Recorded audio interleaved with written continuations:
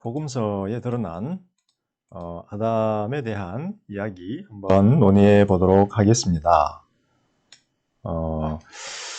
일단 아담은 하나님의 아들로 태어났죠, 그죠? 하나님이 창조한 자니까 하나님의 아들입니다. 그리고 이 아담에게는 세상의 왕이 되어서 하나님을 대신하여 피조물들을 통치하라라고 하는 명령이 주어졌습니다. 그래서 하나님의 아들이었다, 왕이었다. 하나님을 대신하여 세상을 통치하게 하였다. 어떻게 보면 메시아 개념하고 굉장히 좀 유사하다라고 볼 수가 있죠.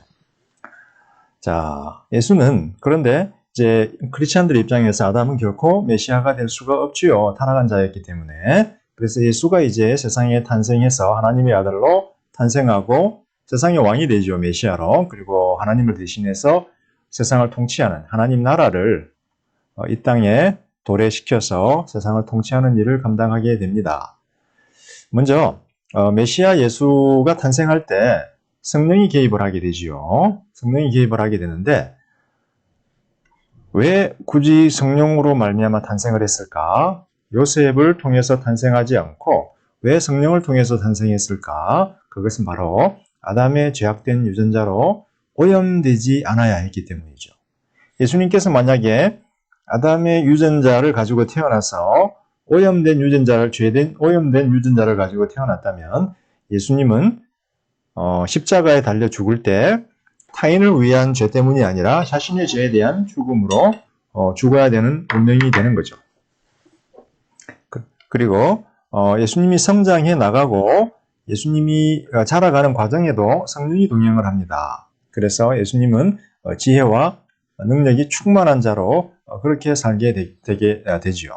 그래서 예수 새 아담과 성령의 역할에 대해서 우리는 사실 지금 살펴보고 있는데요. 그 다음에 예수님의 공생애의 시작에도 성령이 임하시죠. 성령 세례로.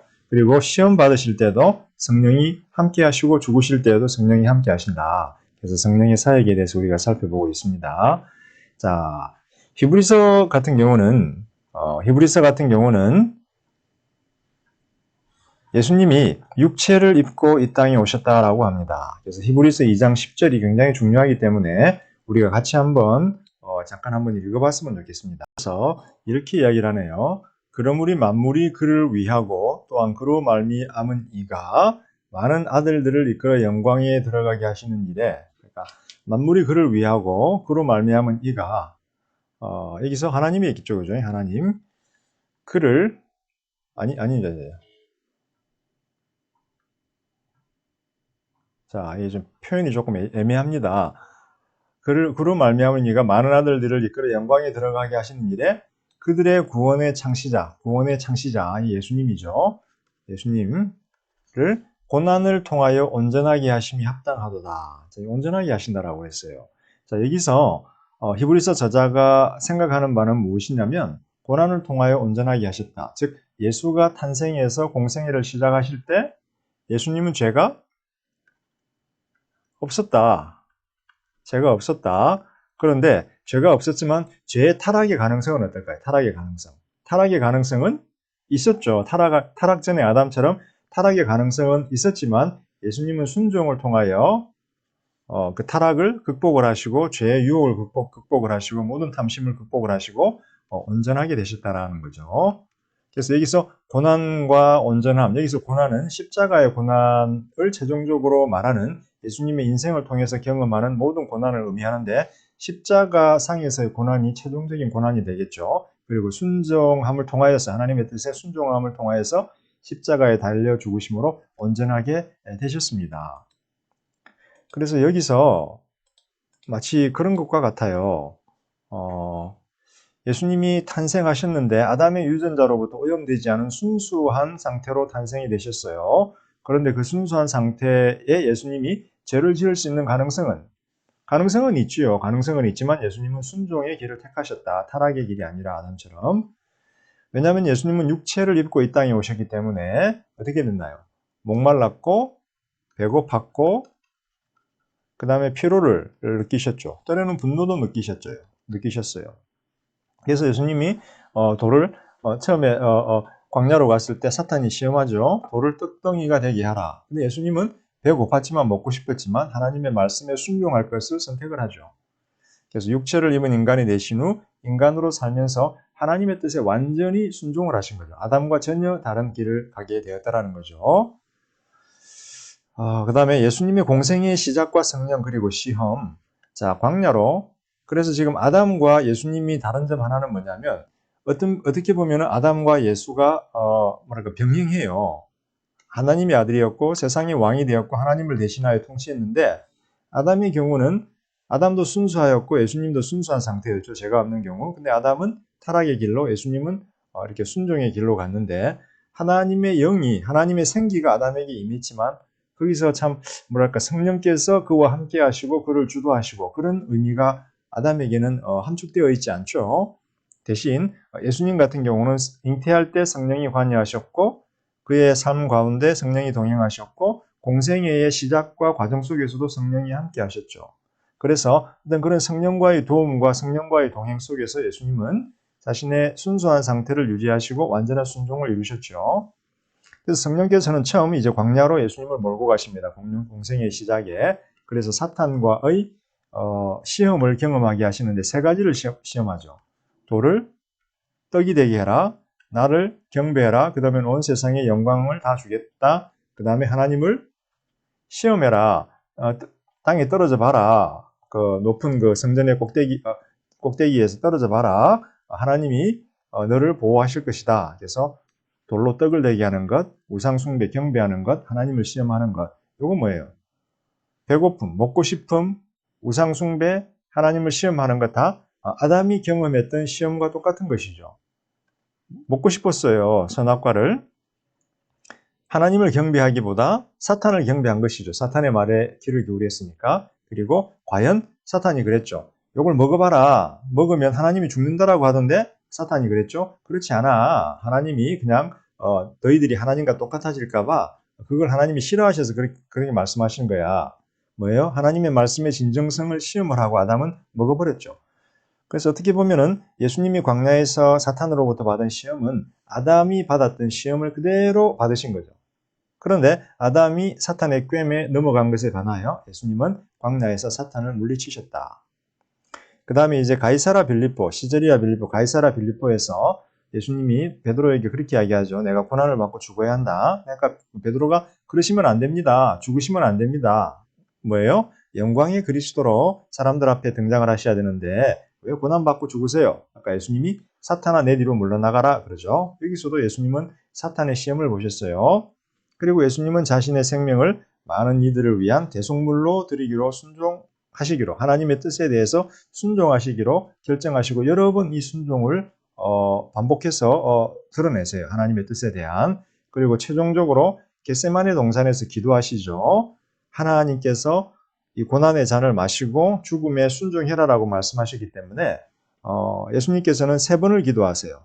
3번을 기도하시는데 결국은 하나님의 뜻이면 순종하겠습니다라고 예수님이 결정을 내리죠. 그때 우리 본문에 보게 되면 마가복음 14장하고 누가복음 22장에 나오는데 예수님께서 마음에 큰 고통을 겪으셨다 그래요. 이 죽음의 순종이 예수님의 입장에서 쉬운 일이 아니었어요. 큰 고통을 느끼셨고 기도를 하시는데 누가는 땅이 아니라 땀이 핏방울처럼 변했다라고 이야기를 하죠. 그래서 종합적으로 보게 되면 예수님의 공생의 기간과 시험에서 아담의 저주인 사망을 자신의 몸소 직접 경험하라는 하나님의 뜻에 예수님은 순종했다라는 거죠. 그래서 예수님은 탄생할 때 순수한 유전자를 아담처럼 가지고 오셨고 육체를 입고 사시면서 하나님의 뜻에 완벽하게 순종하셨고 사탄의 시험을 물리치셨습니다. 그리고 자라가는 기간 동안에 성령의 능력과 지혜 속에서 성장해 갔다라는 거죠. 자, 그 다음에 재밌는 것은 마가복음 14장, 그 다음에 마가복음 8장 32절에서 38절에 보게 되면 예수님이 인자로 오실 것에 대한 예언이 등장하는데 마가복음 14장 61, 62절에서는 특별히 대제사장 앞에서 자신이 인자로 높아지고 영광 중에 하나님 우편에 앉아 계실 것에 대해서 예언을 하시죠. 선포를 하시죠. 대제사장에게. 그것은 뭡니까? 하나님의 왕권을 그리고 통치를 하나님과 공유하는 신적인 메시아라는 거죠. 그리고 이 인자가 되면 예수님이 인자로 높아지시는 것은 뭐예요? 십자가에서의 순종을 거치신 다음에 그리고 죽고 부활하신 다음에 인자로 높아지는 거죠. 그래서 순종해야만 예수님이 만약에 아담처럼 불순종했다면 인자가 되실 수 없었겠죠. 종말의 심판관이 순종을 하셨기 때문에 높임을 받으셨죠. 그래서 예수님은 순종을 통하여 불순종한 아담의 어떤 그런 길을 극복을 하고 저주를 극복하고 아담이 상실해 버렸던 것들을 회복을 합니다. 왕권과 영생, 영광 같은 것들을 회복을 하죠. 그리고 자신이 회복한 이것들에 우리도 참여하도록 초대를 하고 계십니다. 그래서 복음서의 전통을 자세히 보게 되면 어떻게 보면 복음서가 묘사하는 예수님의 메시아 예수님, 하나님의 아들 예수의 생애도 아담의 길을 거절하고 아담의 저주를 극복하는 것으로 우리가 이해할 수 있다는 거죠. 자, 그럼 다음은 바울은 어떻게 예수님을 아담의 커리어, 아담의 이야기를 통해서 묘사하는지 또 한 번 자세히 살펴보도록 하겠습니다. 바울에 대해서 한번 볼 텐데요. 바울은 예수님의 생애를 아담과 비교를 하게 됩니다. 자, 빌립보서 2장 6절, 9절, 이게 지금 케노시스 시라고 불립니다. 케노시스 시, 비움의 시라고 불리는데 여기 보면은 예수님이 탄생 전에 어디다 갈까요? 이렇게 돼요. 하나님과 우리가 같이 지금 읽어볼 수는 없는데 탄생 전에 하나님의 형상을 가지고 계셨대요. 즉 이게 지금 신의 영역, 위에는 신의 영역, 밑에는 인간의 영역인데 탄생 전에 하나님의 형상을 가지고 사시다가 하나님과 동등된, 결국은 형상이에요. 하나님의 형상을 가지고 계시다가 하나님과 동등됨을 취할 것으로 여기지 않고 인간의 모습을 가지고 성육신하셨대요. 근데 여기서 성육신 하시고 여기서 자신을 낮추고 하나님의 뜻에 순종해서 십자가에 달려 죽으셨대요. 그 다음에 하나님께서 그를 높이셔서 만물의 경배의 대상이 되게 하고 주라고 불리게 했대요. 그래서 하나님께 영광을 돌리게 했대요. 이 시에서 보면. 그래서 여기서 보면 예수님께서 성육신을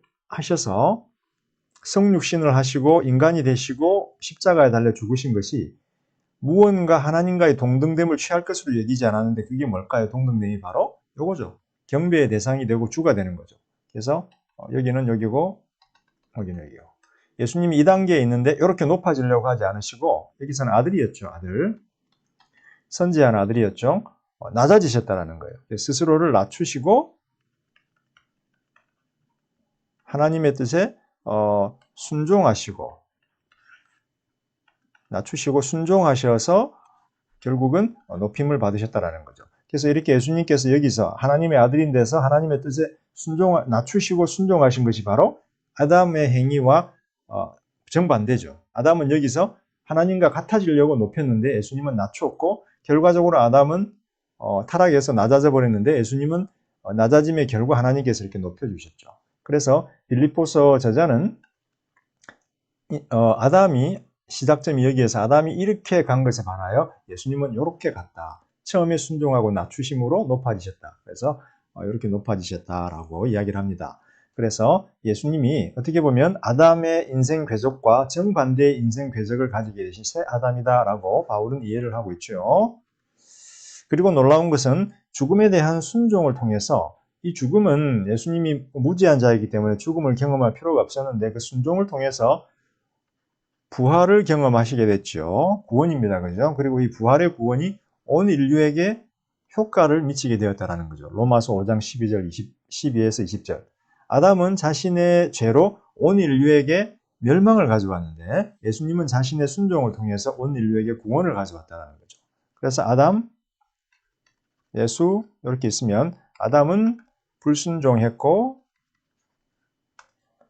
낮아졌고 또 온 인류에게 멸망을 가져왔는데 예수는 순종했고 높아졌고 온 인류 여기도 온 인류가 되겠죠. 구원을 가져왔다라는 거죠.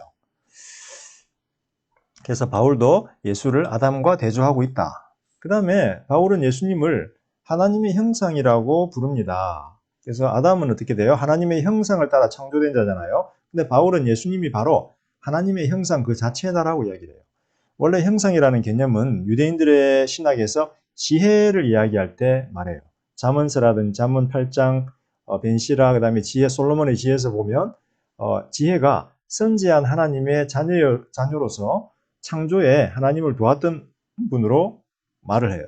그리고 이 지혜가 보이지 않는 하나님을 계시하는 보이는 형상이다라고 이야기를 해요. 하나님이 멀리서 숨어 계시는데 지혜가 등장을 해서 하나님을 계시하는 형상이다. 그래서 유대인들은 이 지혜가 마침내 율법으로 자신들 가운데 성육신했다라고 믿죠. 근데 바울은 그렇게 보지 않고 예수님이 바로 지혜고 예수님이 바로 말씀으로 봐요. 그래서 율법으로 성육신한 것이 아니라 예수님으로 이 땅에 성육신했다라는 거죠. 갈라디아서, 골로새서, 요한복음 여러분 잘 알죠? 그 다음에 바울 같은 경우는 부활한 예수님을 다메섹에서 만나요. 고린도전서, 갈라디아서, 사도행전에 등장을 하는데 부활한 예수님을 봤을 때 바울이 무엇을 보았냐면 하나님의 영광 가운데 거한 것을 봐요. 그래서 하나님의 형상이 바로 영광이죠. 하나님의 형상이 뭐예요? 형상이라고 하는 것은 하나님의 외모인데 인간의 하나님의 형상은 하나님의 외모, 신적인 본질을 반영하는 외모를 의미하는데 인간의 눈에 하나님의 형상이 계시되면 영광이 보이게 되죠.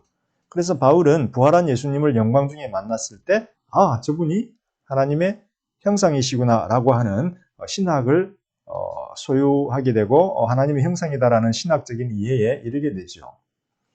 그래서 하나님의 보좌 위에 앉은 하나님의 영광과 인자 이런 개념이 에스겔서 1장, 다니엘서 7장에 이미 구약에 그런 개념이 등장을 합니다. 그래서 바울은 구약의 이해를 통해서 구약의 이해를 도움으로 부활한 영광 중에 거하신 부활한 예수님이 바로 하나님의 형상이구나 라고 이해를 하게 되지요.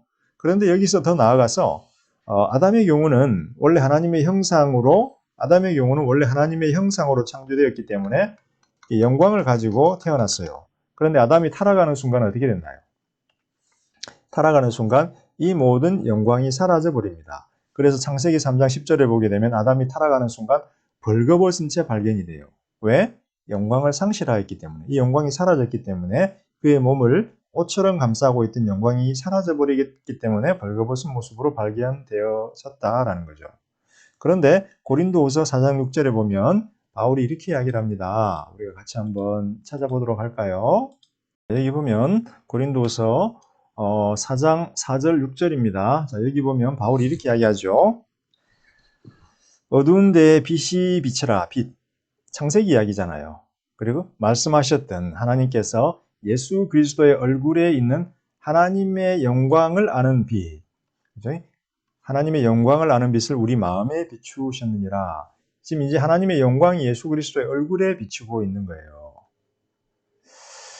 그래서 하나님의 영광이 뭐라 그랬어요? 창세기에서 바로 하나님의 형상이다라는 거였죠. 그래서 하나님의 영광이 예수 그리스도의 얼굴에 비추고 있는 거예요. 그래서 하나님의 형상을 얼굴에 품고 있는 예수 그리스도가 바로 하나님의 형상이다라는 거죠.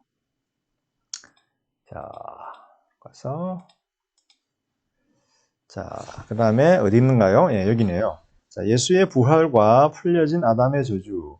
자, 예수님의 생애가 아담의 생애를 거슬리는 것이었고, 예수님이 하나님의 형상을 소유하고 있고, 이제 예수님의 부활에 대해서 한번 살펴보도록 하죠. 예수님의 죽음은 하나님의 자신의 죄에 대한 죽음이 아니라 하나님의 뜻에 대한 순종이었습니다. 그래서 자신의 죄에 대한 심판이 아니라 그러면 예수님의 죽음은 무엇이었을까요? 자신의 죄에 대한 심판이 아니라 우리를 위한 대속의 죽음이다. 고린도전서 15장 3절을 이야기하죠. 그러면 부활은 무엇을 의미할까요? 죽음, 즉 아담의 저주를 극복하는 사건이 됩니다. 예수님이 죽고 부활하셨죠. 그래서 이제 죽음은 아담이 가져온 저주인데 부활이라고 하는 것은 아담이 가져온 저주를 극복하는 사건이 된다라는 거죠. 그래서 우리가 여기 예수님이 있는데 예수와 연합하게 되면 어떻게 되나요? 세례를 받고 예수와 연합하면 예수와 함께 죽고 예수와 함께 살아나고, 그래서 죽음과 부활을 경험한다.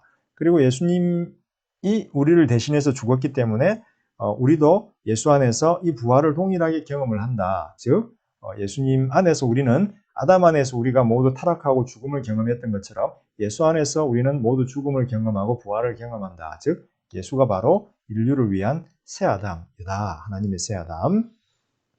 그런데 예수를 희생하고 살리시는 이는 누구다? 하나님이다. 그래서 이 모든 구원의 계획과 시작은 다 하나님께 달려있는 문제고 하나님이 시작하신 것이다. 그래서 하나님이 창조와 마찬가지로 새 창조의 기원과 시작이 되시는 분이다.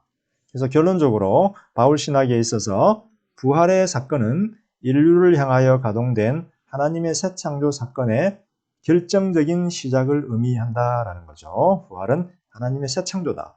죽어서 처음 창조가 죽음으로 끝나버렸잖아요. 그래서 처음 창조는 이 죽음에서 끝나고 여기서 마무리돼야 되는데 하나님이 부활시켰어요. 이 말은 새로운 인류에게 새로운 시작을 허락하시는 것이다. 그래서 부활은 새 창조의 사건이다. 그래서 부활을 새 창조의 열매, 첫 열매라고 부르기도 한다. 로마서 8장, 그다음 5장에 보면 나와 있습니다. 새 아담과 그의 성령이 등장을 하는데 성령을 통해서 극복되는 아담의 저주에 대해서 한번 살펴보지요. 예수님이 스스로 아담이 되셨고 아담의 저주를 극복했지만 이제 그의 성령을 통해서 무언가 우리에게도 혜택이 오게 됩니다.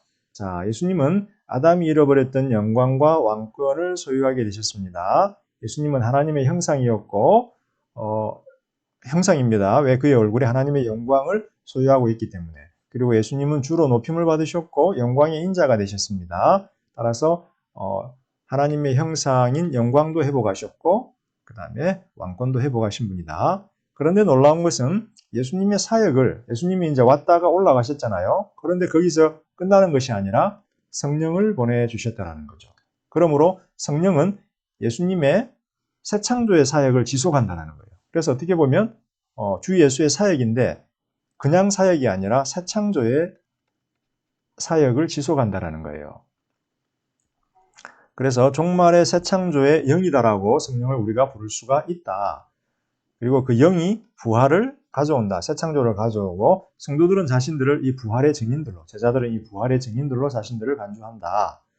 그래서 부활이라고 하는 것은 아담의 죄와 그에 따른 사망이라고 하는 아담의 저주를 극복하는 사건이다. 새 창조다라고 제가 이야기했습니다. 그리고 이 새 창조를 가져오는 분은 바로 성령이지요. 하나님께서 하나님의 능력인 성령으로 예수를 살리셨고 또 성도들도 살릴 것입니다. 그래서 로마서 8장 10절 11절에 보게 되면 로마서 하나님의 능력인 성령이 예수 그리스도를 죽음에서 살리셨듯이 그 성령을 모시고 사는 너희도 부활의 능력을, 부활의 변화를 경험할 것이다 라고 로마서에서 바울이 이야기하죠. 그리고 고린도후서 3장 18절에 보면 성령을 모시고 살면서 우리가 영광에서 영광으로 변화된다. 그리고 빌립보서 3장 20절 21절에서는 주 예수가 다시 재림하실 때 우리가 하늘의 영광스러운 변화를 경험할 것이다. 자, 영광스러운 변화를 경험할 것이다. 그리고 고린도전서 15장 44, 45절에서는 우리가 부활한 후에 예수님의 몸처럼 영광을 덧입은 몸을 가지게 될 것이다. 그래서 부활은 바로 영광의 몸을 가지게 되는 사건이다. 다시 말하면 아담이 잃어버렸던 영광을 회복하고 그 회복을 시작하신 예수님처럼 우리의 몸도 부활의 몸으로 바뀌게 되는 사건이다. 새로운 창조의 사건이다라는 거죠. 그래서 성령의 내주라고 하는 것은 우리가 구원받음으로써 성령이 우리 안에 내주가 하게 되는데 성령이 우리 안에 내주하는 순간 우리가 구원받는 순간 하나님의 형상으로 변화가 계속해서 일어납니다. 고린도후서 3장 18 영광에서 영광으로 그리고 부활한 다음에는 영광과 왕권을 완전히 회복하게 되는 거죠. 그래서 우리가 현재 살아가는 구원받은 성도의 삶, 성령을 모시고 살아가는 구원받은 성도의 삶은 영광과 왕권을 회복하는 과정이다. 예수님처럼. 그 다음에 이제 중요한 것이 하나가 있죠. 제일 중요한다라기보다도 굉장히 중요한 것이 하나가 있는데 우리가 아까 모세의 예언에서도 그렇고 유대인들의 생각에서도 그렇고 악한 마음, 여기 있네요. 악한 마음이 등장을 했습니다. 악한 마음, 할례받지 못한 마음, 그 다음에 들을 수 없는 귀, 보지 못하는 눈을 가졌기 때문에 아담도 타락했고 이스라엘도 타락했다라고 모세가 이야기했고, 악한 마음을 극복할 수 있는 새로운 마음, 즉 할례 받은 마음에 대해서 모세와 에레미야와 에스겔이 구약의 선지자들이 예언을 했습니다. 바울은 이 악한 마음을 어떻게 극복할 수 있다고요? 성령이 내주하시는 마음이 바로 악한 마음을 극복할 수 있다라고 보았죠. 그래서 사실은 에레미야 31장과 에스겔 36장에서 이미 예언을 했습니다. 성령이 내주하는 새로운 마음이 바로 악한 마음을 극복한다. 그래서 바울은 로마서 8장 3절, 4절, 10장 6절, 8절에서 성령을 생명의 성령이다라고 부르고, 성령을 모시고 살 때 우리가 생명의 성령의 법을 우리 안에 가지고 있다라고 합니다. 그래서 이게 생명의 성령을 모시고 사는 마음이 바로 에레미야와 에스겔이 예언했던 부드러운 마음이죠. 그런데 과거 악한 마음은 율법에 대해서 순종할 수가 없었죠. 그런데 성령을 모시고 사는 마음, 부드러운 마음은 율법의 요구를 지킬 수가 있습니다. 예수님의 경우는 율법은 한마디로 요약이 되죠. 하나님을 사랑하고 이웃을 네 몸과 같이 사랑하는 것입니다. 이웃을 네 몸과 같이 사랑하는 것입니다. 그래서 이 부드러운 마음, 성령을 모시고 사는 마음은 이 사랑의 법을 이루게 된다라는 것이죠. 그런 의미에서 예수는 율법의 마침이 된다. 그래서 성령을 생명의 성령의 법이라고 부르기도 합니다. 왜냐하면 죽음을 가져오는 율법과 다르게 하나님의 법을 지키게 하시기 때문에 성령의 법이라고 부르고, 죽음이 아니라 생명을 가져오기 때문에 성령을 생명의 성령의 법이라고 부르기도 합니다. 자, 여러분, 이렇게 해서 우리가 예수 새아담에 대해서 살펴보았고 그의 사역에 대해서 한번 살펴보았습니다. 또 자세한 내용은 수업 시간에 우리가 질의응답하면서 대화하면서 또 궁금한 것들 같이 나누도록 하겠습니다. 감사합니다.